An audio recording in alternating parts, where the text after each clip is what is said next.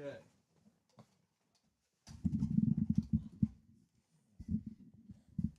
Check 1 2. Okay, I can hear. Can you hear me? I can hear you. Can you hear me? I can hear you just fine. Check 1 2. So, Corey, when was the first time you played tennis?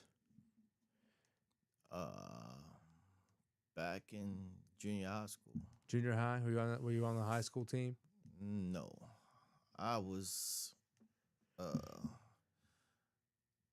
was with my friend, and he went to Valley Forge and learned how to play tennis. So when he did that during the summertime. His father sent him out during the summer. So when he got back, he wanted to play tennis, but none of us knew how to play. Me, Mike, Knuckles, none of us knew how to play. So got some rackets, and Kevin taught us all the rules of playing tennis. So that's how I started. Did you get the bug quick? I get the bug in a lot of things. I'm competitive, so he was kicking our ass, and I didn't like it. So yeah, I had the bug. I had the bug to win. You know. I By the was way, Corey's always. I've never beaten Corey in tennis yet, so I'm gonna work on that. yeah. You're on a long list.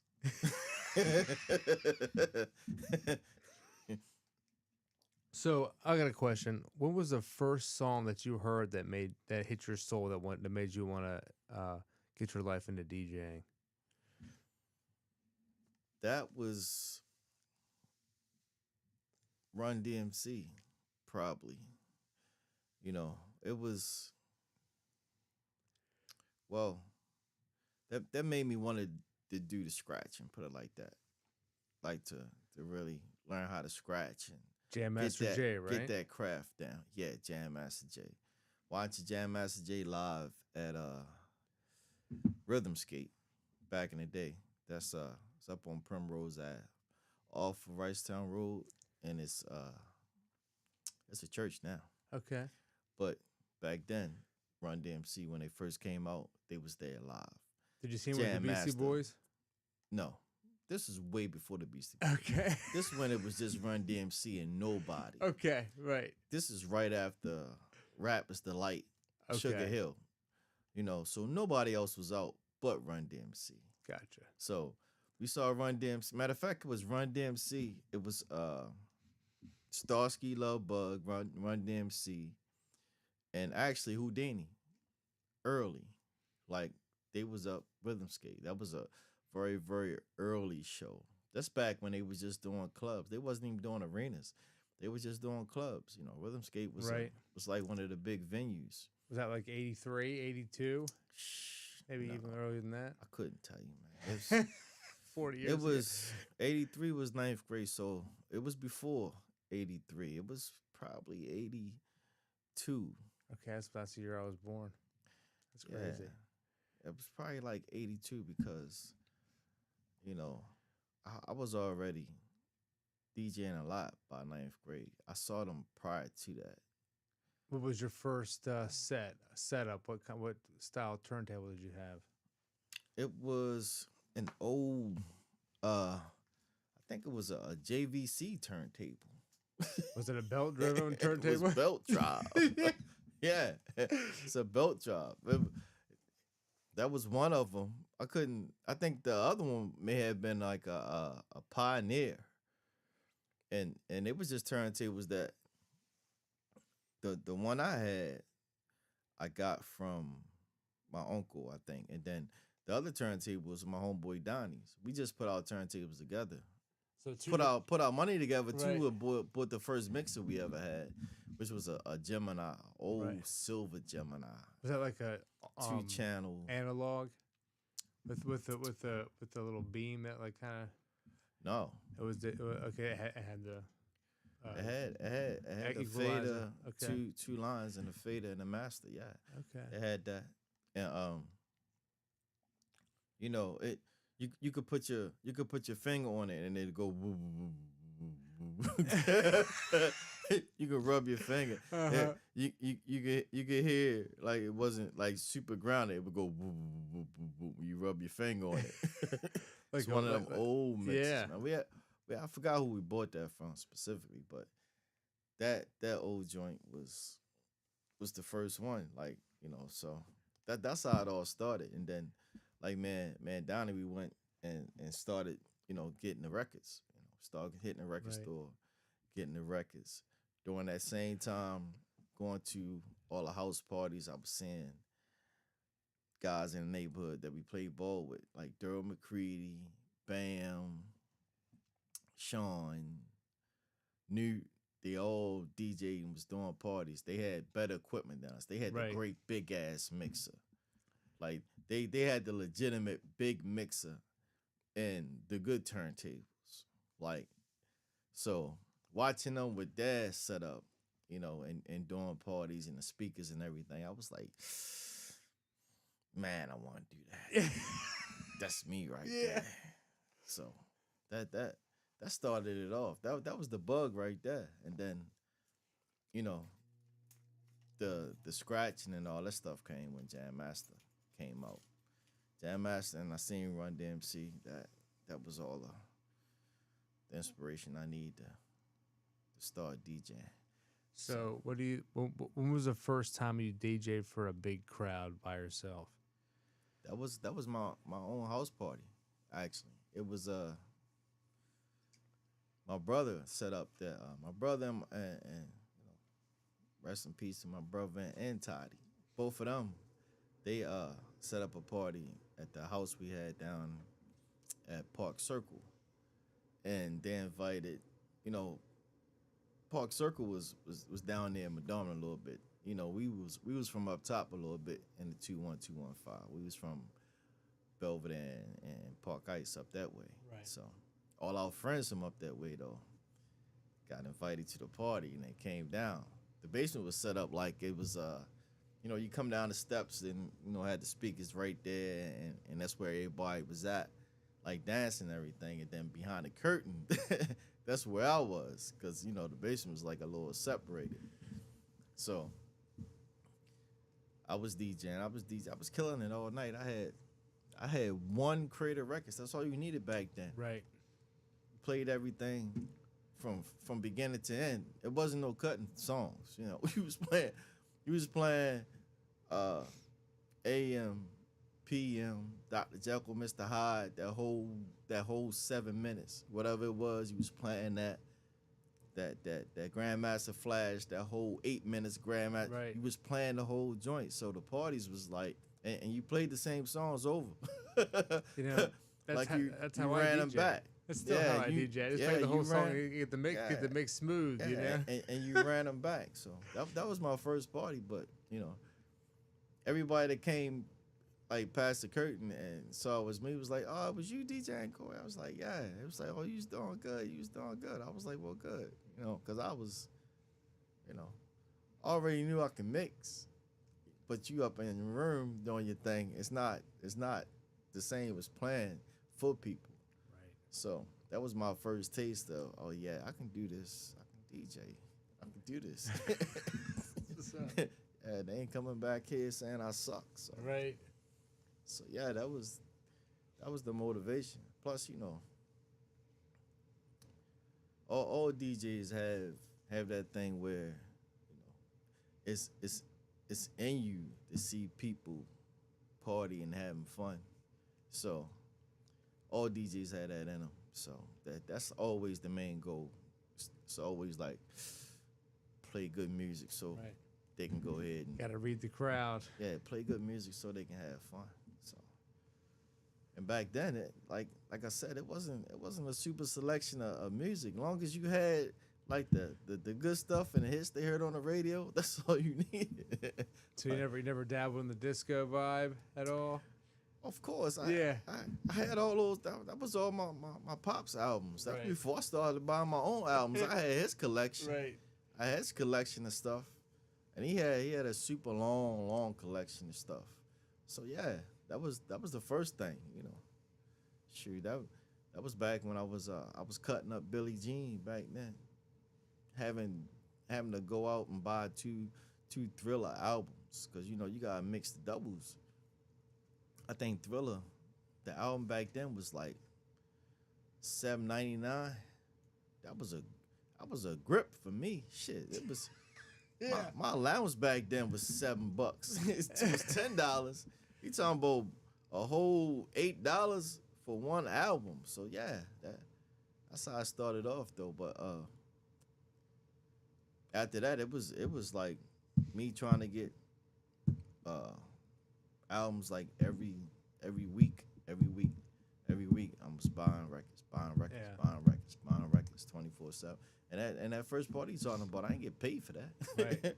Like we ain't get paid. We charge quarters at the door. Right. That's how we made our money. But the money was like for the hot dogs we were serving. You know, we had hot dogs and Kool-Aid. We probably made more you always made more money off the hot dogs than the entry. Uh-huh.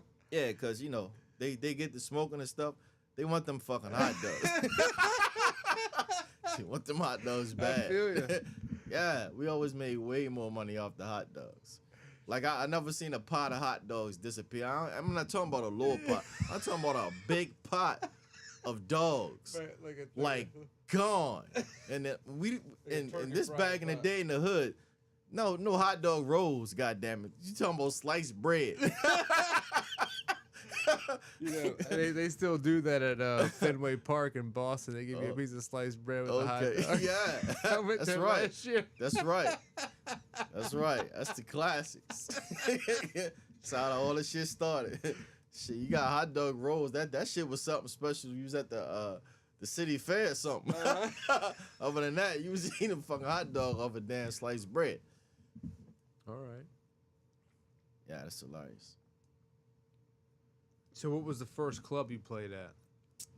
I gotta remember because it wasn't consistent. It was just pop up spot. That was and it's not there no more. It was around Pimlico Racetrack. It was called. I always can't remember that name. When I remember it, I'm not ready to say it to anybody. Yeah, I should write it down somewhere. But it was a club up on Park Heights where Pimlico Racetrack is. Okay. And you know, you go in there and you go up the steps because it was a bar. It was a bar in the club upstairs. That was the first spot I played like publicly in a bar.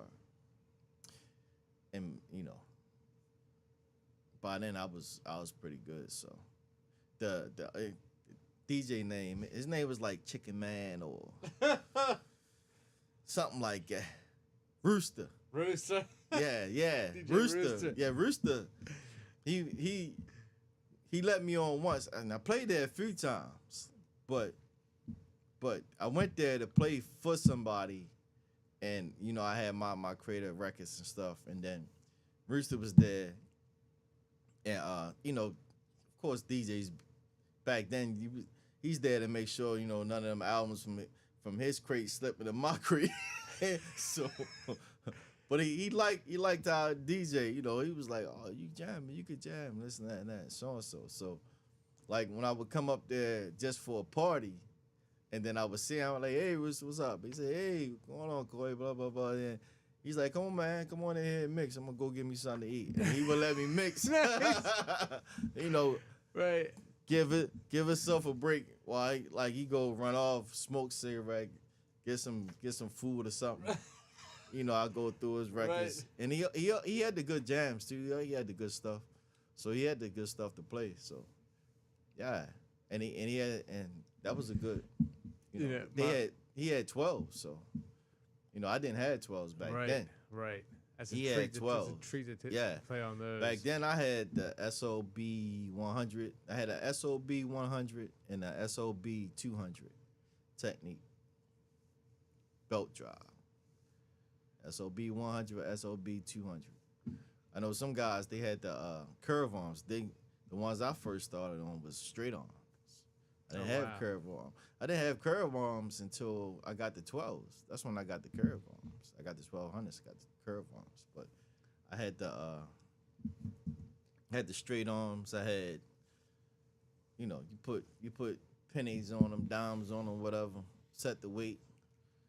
Make sure they ain't jumping. Nice and slippery. I had the inside of the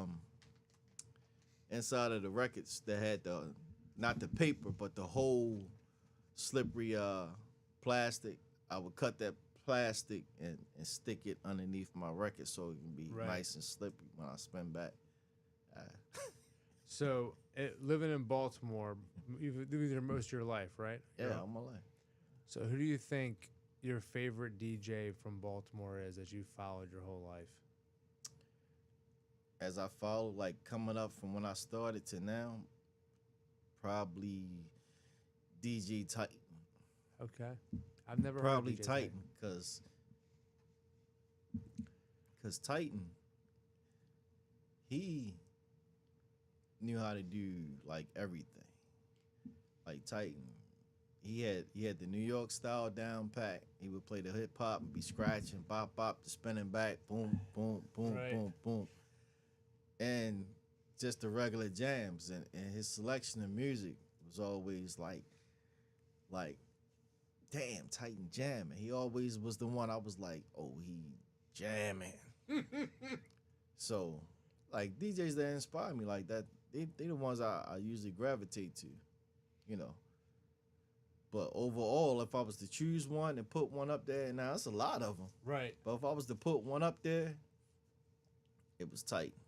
As far as being my personal favorite.